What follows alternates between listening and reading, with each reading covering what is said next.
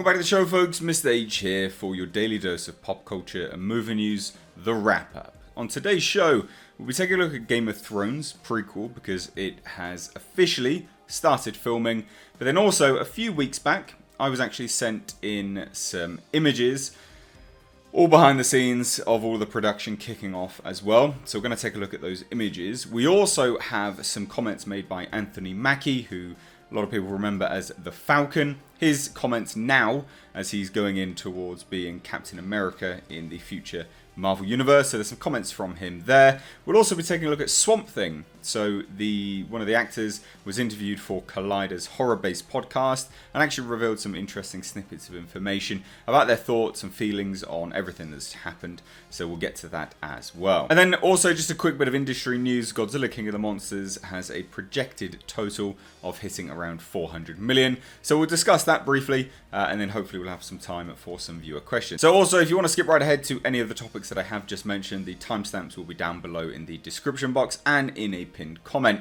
But let's get underway. Game of Thrones. So the prequel series has officially started filming. Now, this is confirmed via HBO. They've revealed this already. And they revealed this image. So this is a production still of a character on horseback, obviously going towards the frozen wastelands. Now, interestingly enough, if we zoom in, we can see some, well, it looks like some buildings in the background. It's not overly clear what this is, but this will be important when we take a look at the behind the scenes images that I have exclusive to me. Now, it says obviously, this is being filmed in Northern Ireland. This is where they've done most of the Game of Thrones filming. And it looks like at least part of the story will unfold up north, the real north, that is. So HBO obviously shared this image. In fairness, it looks like some of the characters from the Great Wall. You know, the wall in Game of Thrones.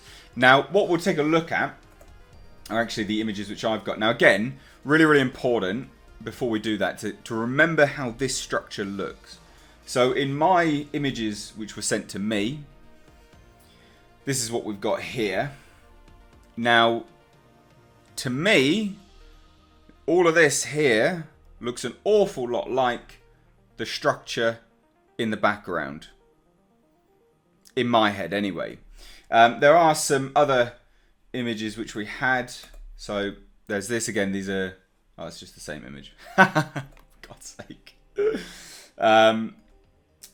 So again, this is all what can be seen from basically from the road next to where they're filming. But again, you can kind of see what would be CGI over the top, green screen, I guess you could say. I mean, it's a blue screen, obviously, but it is looking an awful lot like what's in the background here. And there's some other images which I had sent over. Again, if you look at this, you can see all of the structures. Again, we just zoom in here. So this structure here is what I'm talking about. Now, again, does it not look an awful lot like these buildings? I think so. I could be wrong, but these images were from Northern Ireland. It's the same place that they were filming the original series of Game of Thrones. So I do hazard a guess that all of this is what that structure is in the background. But I'd love to hear your thoughts, especially those people that are a lot more familiar with the series, a lot more familiar with the books and potentially what this could be. I think this is all to do with the Long Night, because this is filming under the mantle of Blood Moon. Obviously, that's its just production name anyway. We'll get a different name moving forwards. But I thought I'd share this with you. I've been sat on these images for some time, just because, you know, I didn't really want to just chuck them out there anytime soon. I wanted to have something to correspond them to. And like I say, this structure here, definitely, in my head, is this here. Again, I could be completely wrong, but this here versus, all of this stuff, I think it's the same thing. So there you go. Game of Thrones Prequel has officially started shooting. And there is your first look. This is exclusive. No one else has these images. They were sent to me. So I'd love to hear your thoughts. And also, please do share this video, because again, this is exclusive. No one else has these images, so please do give the video a share. But I'd love to hear your thoughts. What do you think of the structure in the background? Do you think this is just going to be the long night? Let me know down below in the comments section. Now, let's move on to Anthony Mackie's comments on being Captain America. Now, there's a lot to unpack from this. This is all at FanFest. So, I'll play it, and then we'll just discuss it, because I think that's probably going to be the best way to go. Absolutely. I mean, and by the way, congratulations, Captain. I mean, so... When did you first realize that you were going to take the captain's mantle, and this was, you know, going to be passed on to Sam? We were shooting in Atlanta, and Chris Evans had a bunch of us over to his house to watch the football game, because we all hate the Patriots and he loves the Patriots. And we're all there having a good time doing what we do. And he and I go downstairs, and he was showing me the house, and he's like, "So are you excited?" I'm like, "Yeah, I mean, it's gonna be a football game. I watch football every week. I love football. I didn't know you were this into it." And he's like, "No, about the script. You haven't read the scene." I was like, no. So he jumps up, runs out of the room, and comes back with the script and like hits me with the script. He's like, "Page 85, read it." And he sits there like a kid, like. And you're like a little bit self-conscious. Like, all right, I'll just, yeah. Oh, and he goes, "Yeah." So, you know, it was a. Sorry. It was so it was a cool moment. It was a cool moment, the fact that usually they sit you down as Kevin Feige and all the producers, and they're like, "You're gonna do this." We're like, "Oh, thanks." But it was a cool moment that I got to learn it from one of my dear friends instead of somebody else. I mean, that's so, like, what was your, I mean, you're reading it, you read it, he's sitting there looking at you. What do you do? Like, I need more details here. It was, for me, it was a very emotional moment. One, I love Chris, and Chris is an amazing Cap. And I feel like what he's been able to do with that character, very few people have been able to do in any cinematic universe or span of films, because he's played Cap for a lot of movies. Yeah. And, you know, to take that over, to be a part of that, the legacy of that, is a huge challenge. Mm-hmm. You know, it's something where a lot of people are going to expect me to be Chris Evans in the same suit, but a black dude. And that's not what it's going to be. That's definitely not going to happen. Mm-hmm. You know what I mean? Yeah. These thighs ain't Chris Evans thighs. You know what I'm saying? Well, let's go back. Let's go back for a minute. When did you learn that Sam wasn't going to make it out of Infinity? So, I know that was a bit long-winded. Apologies for that. But it's interesting. He makes a very, very clear distinction that it will not be the same as Captain America at all, in fact. Which I guess it makes sense. I mean, we don't want him to be an identical carbon copy of Captain America. It's good to know that he's going to try to make the role his own and obviously really embody a new version of Captain America. I'd be keen to know whether there's going to be a lot of inspiration from the comics or not. And also as well, we don't know where this Falcon and the Winter Soldier series lines up in terms of it being a prequel, a sequel to to Avengers Endgame, or whether it's going to be set in the future after the movie. We just don't know where it lines up. Because there's some comments from, Loki now looks to be after Endgame, but then WandaVision, we don't know where that lines up yet as far as can be seen. But then we also have Black Widow, which is set between Winter Soldier and Infinity War. So the timeline currently about what they are producing is all over the place. So we'll be keen to see how this lines up. But what do you think about his comments? Are they good? Are they bad? Do they instill you with more confidence with him taking on the role? Let me know down below in the comments section. Now let's shuffle on to the Swamp Thing. Okay, so let's shuffle this on over here. So this is actually taken from a podcast, so I can't, obviously we're not going to play the podcast for you, we'll just get the whole get the quotes out of it. Now, Derek Mears, who is he's one of the cast of Swamp Thing, he ran past Collider, was on their horror-based podcast, The Witching Hour, and he states that it's such a heartbreaker to find out after our first episode that we got cancelled for the second season, which is just, it must be heartbreaking. Really, honestly, can you imagine? Especially nowadays, we live in a world where superhero movies and properties are just continuing. These actors must have thought they had a bread earner for a long time. So just to know that it was done straight away, such a shame. Such a shame. But it says, but all we've heard up until that point was how amazing everything was, and everyone's going. We have a big hit on our hands. This is crazy. That's one of the big take-homes from this, is everyone seemed to love it. Everyone really loved it. Critics' comments are great. Audience's comments are great. And then it just got cancelled. Baffling. So he says, so it's a weird nebulous space that we're all in now, because we don't know officially why that would happen, or why they cancelled it. Even if you're going to cancel it, why wouldn't you wait until later on to see how it plays with the fans before? So something's going on somewhere. Now, I think his comments are interesting because it seems, initially I would say, obviously, him saying, oh, we don't know why that would happen or why they cancelled it. I would initially say that's kind of PR spin, but the fact he then doubles down on it and says, why wouldn't you wait until later on? Something's going on somewhere. You wouldn't out and out say that realistically. If you weren't actually sure, just because that the comeback from saying something like that would be quite big.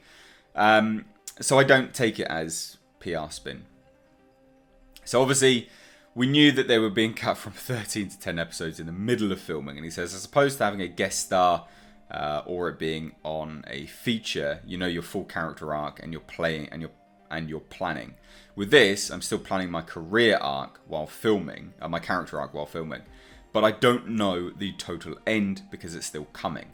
It's kind of a conveyor belt of scripts where I'm shooting 1.04 while 1.05.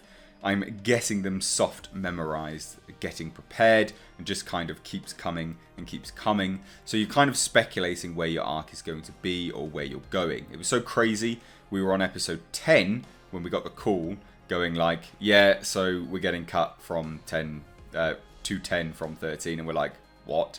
Also reading the script for 11 going, no. Can you imagine that? So I would imagine they must have reshot episode 10, as that's the finale, right? So he says, I was worried at first because he had a week or 2 weeks to redo everything. So yeah, and execute it so it all makes sense.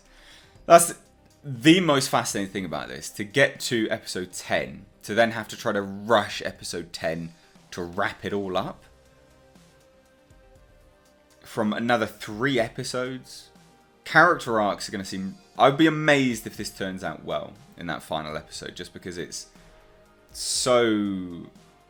Yeah, if they'd found out earlier on, then it makes... They could have done something more with it, but to find out whilst they're shooting episode 10 that they're being cut from episodes, 13 down to 10, to then have to redo episode 10, but then also finish an extra 3-4 episodes of character arc. That's crazy.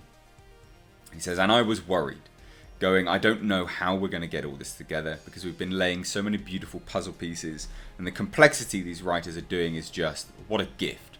What an absolute gift to be able to perform with, and seeing what they did, and them get together and just work sleepless nights putting it all together, and handing out the script for the new ending, and going like, oh my god, this works. I don't know how you guys did this. You guys are magicians. I'm on board for this. I understand where it's going and whatnot. I was just so happy, but I was honestly worried, because also knowing the sacrifices the cast and crew made to be there and for each other. Which is, again, it sounds like they wrapped it up nicely, but that's the potential PR spin, just try to encourage people to watch it. So he says also, there's stuff that went down, and people leaning on each other as a team. And for myself, I go, that to me is the most important thing, where it doesn't matter if you're the guy in the editing room and the crazy late hours with no one around you editing the show. If you're working in the mold department to make like an extra Swamp Thing ear or something going, you're a cog in this giant machine. Your fingerprint is a part of this. We're all together. So it seems like there was a lot of camaraderie. It says, I'm very proud of what we did, but also very saddened by the almost the sense of lack of respect. We have a brand new baby we worked so hard on, and having someone like slit their throat and go, here's the baby, and going like, oh, you get no more baby after this. Why would you do that? What a funny analogy. Jesus Christ. So he's compared it to a 10-hour movie. So he says, yeah, we get a 10-hour movie, which is great, and is something that I think there's elements that we want as fans and that we executed, and I feel that we've pulled off. And it's better to do that than have done nothing at all. Who knows?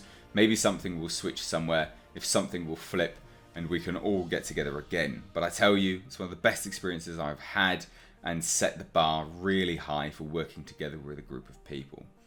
So that's good. Yeah, good. I'm really happy. The last bit is just about his personal life, but it's fine. It's just, honestly, the stuff that keeps coming out about this is truly fascinating. It really, really is.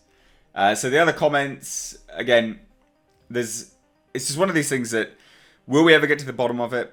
Who knows? Who knows? But I'd love to hear your thoughts on all of this. Let me know down below in the comments section. Now, just to wrap it up real briefly, Godzilla King of the Monsters is projected anyway now to hit about 400 million at the worldwide box office. Good or bad? It's about 100 million off the previous movies or the kind of franchise to date. That's it. That's the news. There's not much else to touch on. But anyway, let's shuffle on to some viewer questions. Let's dip in the mailbag and see what we've got today. Right, so if you want your question answered, please do email them to me, mrhreviews@gmail.com, using the subject line, The Wrap Up, and hopefully at the end of every of this daily show, we can have time for some of the viewer questions. But the one today comes from BJ, and he says, hello from Iceland. There's more to that name, but I can't pronounce it, so I apologise. Do you think we need or deserve more horror franchise video games? This is an interesting question. So he says, for example, A Nightmare, Child's Play, Texas Chainsaw, Halloween would be epic in my opinion, and others. Would they be successful, and are the licenses worth it? Okay, so, I mean, there was that Friday the 13th game, which some people liked, some people hated. I think the problem with video games of movies and franchises in general is that you know the story. And if you know the story, then generally speaking, you know how it will play out, you know where it will go. And if they don't decide to do the actual story, which we know, then you're dipping into something where is it a new story that you're telling? Is it canonical? And we live in a world where fandoms are so obsessed with things being canon now. I think the other kind of horror-ish franchises, I would say, that definitely work for video games would be things like the Alien and Predator movies. Obviously, it's sci-fi horror, but I still think it counts. I think something like that could work. But when you have a horror entity like a Michael Myers or a, Freddy Krueger, I think that's when you start to come into some issues. Creatures work, I think, in horror-based video games. I think that works more when humans are generally speaking the main characters. I mean, you could even have a Pinhead, a Hellraiser-based horror video game. That would work more than even say the Friday the 13th horror game that was out. But look, that's just my opinion. I'd love to hear your thoughts, though. Do you think we need more? I mean, you said, obviously, Texas Chainsaw, Halloween, those sorts of games. I'd love to hear your guys' thoughts on this. Do you think it's a good idea, a bad idea? Do you think we need more? And if so, what do you think are the best properties that would cross over to those sorts of things? Let me know your thoughts down below in the comment section. If you are new here, please do hit subscribe. Consider giving this video a like and a share, especially because those Game of Thrones clips and the videos and stuff, the images and that I had. Anyway, guys, thanks so much for watching. As always, I've been Mr. H. Take care.